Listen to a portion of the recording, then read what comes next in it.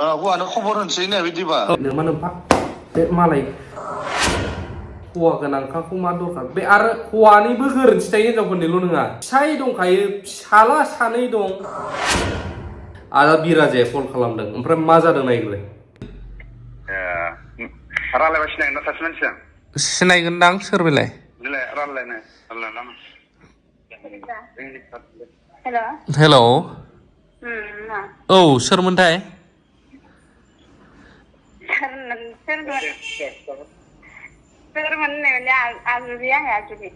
आच्छा ओमफ्राय मा जादों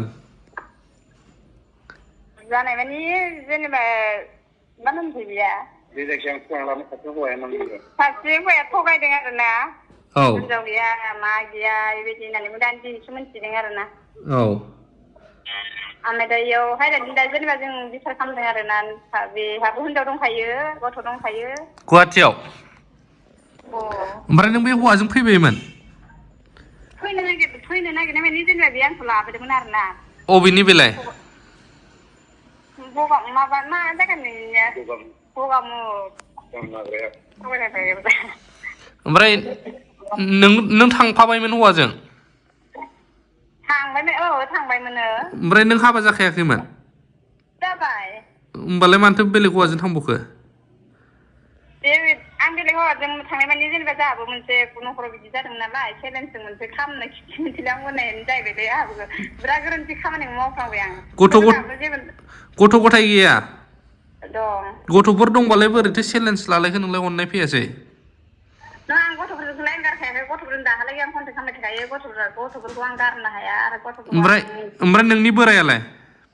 दङ आं बिजोंबालाय रायलायनाय जाया आरो ना बियो बेलेग बेलेग रावजों बाहायो नालाय आङो बिदि रायलायनाय जाया आरो ना गाज्रि रावफोरजों रायलायो बुंहरो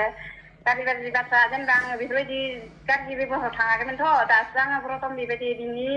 बुंनाय बिनि राव बाथ्रा बाहायनाय बेबहार माबानायजों आखाइबो थाङोना बेहा बुंनायजोंनो रावजों लोगोसेनो बेनिखाय आं जेनेबा नों आंखौ बेफोरबायदि आं गाज्रि बेबहारावनो थांफेराखै जेनेबा बेफोरबायदि गाज्रि नोजोराव मानो बिदि गोग्लैबाय थायो बिदि मानो नोजोर होबाय थायो आंथ' खामानिसो मावनो आं खामानि मावनो होदोंबाबो जेनेबा सासे फेमिलिनि न'खरावसो थायोमोनथ' आङो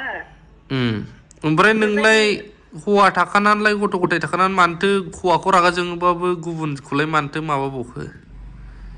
जेनेबा आं हौवाखौ होननाय बिदि सानद्रायनायावनो गोसोफ्रा नोङो बिदि सानबाय थादों आं खिथिसो थागोन होननाय जाहैबाय गोसोआ ओमफ्राय गथ'फ्रा साबेसे नोंना सानै गथ' सानै दङ औ हौवासा गोजा औ हौवासा आं बेजों दाबो रायलायदों फिसालाफोरजों आं रायलायबाय थायो फिसालाया जेनेबा बेसेबां गिदिर गोदोरसो एसे गिदिर सासे 12 बोसोर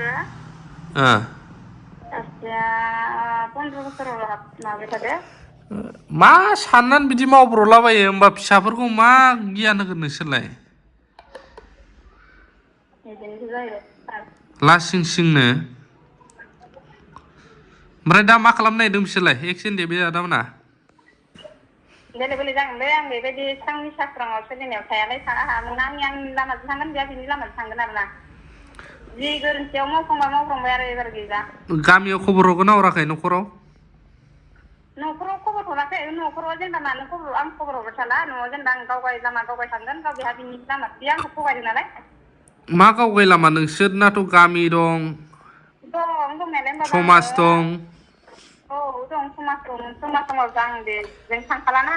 मानो थांला बेजों थाङाबाबोथ' नोंसोरो फिसा फिसौ दं फिसालाफ्रा मिथिगोन ना मिथिया जे नों जे बिदि आखल मावदों मोनथियाखै मोनथिनायालाय होमबालाय नोंखौ खोनाबा लाजिगोन ना लाजिया बिसोरो समाजावहाय लाजिगोन लाजिनायालाय सार मिथिखानाय नङा बियो होमबा नों मानो बिदि खामानि मावगासिनो दङ आं एबारनिफ्राय मावलालै बिदि होद आदा राजानो हरफिनलाय बेबायदि गोरोन्थि खामानिखौ जिबनाव मावला आं आदा राजानो फना हरलाय सोरमोन आदा राजा ओमफ्राय मा खालामगोन बिसोरखौलाय हिनजाव लानानै फैगासिनोखा औ ओमफ्राय बेना ओमफ्राय नैबेखौ दा जोङो गावरिखौ खालामबाय थादों औ आं गामियाव खिथाहरनांला मानांला दा जों दा आरो सोरबा गार्जेन लांफैयाबा जों बोरै हगारनो हगारनाङा बे बिदिनो खामानियाव थाफैखागोन गथ'फोर दंलायो लाजिया नामा बियो गारजेन लेंहरगौमोन हगारनाङा औ जालाफ्रा मायाव हमनो मोनदों ओमफ्राय बोरैथ' हमनो मोनखो लकेसन माबा खालायबाय आच्छा हौवाखौ एसे खेबनानै हरनांगौमोन औ जागोन दे औ दे